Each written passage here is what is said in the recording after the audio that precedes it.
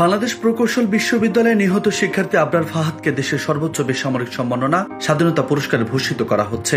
সোমবার অন্তর্বর্তী সরকারের স্থানীয় সরকার, পল্লী উন্নয়ন ও সমবায় মন্ত্রণালয়ের উপদেষ্টা আসিফ মাহমুদ সজীব ভুঁইয়া ফেসবুকে এ সংক্রান্ত একটি স্ট্যাটাস দিয়েছেন।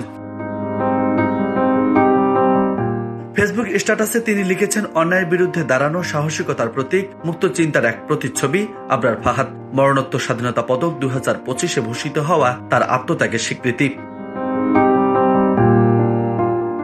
আসিফ মাহমুদ আরো লিখেছেন, তার আদর্শ আমাদের আলোকিত করে, ন্যায় বিচারের পথে এগিয়ে যেতে অনুপ্রেরণা দেয়। সবশেষ অন্তর্বর্তী সরকারের এই উপদেষ্টা লিখেছেন, জাতি তোমাকে ভুলবে না আবরার।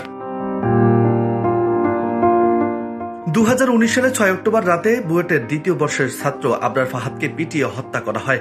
তার নির্মম মৃত্যুতে সারা দেশে ব্যাপক প্রতিক্রিয়ার সৃষ্টি হয়েছিল।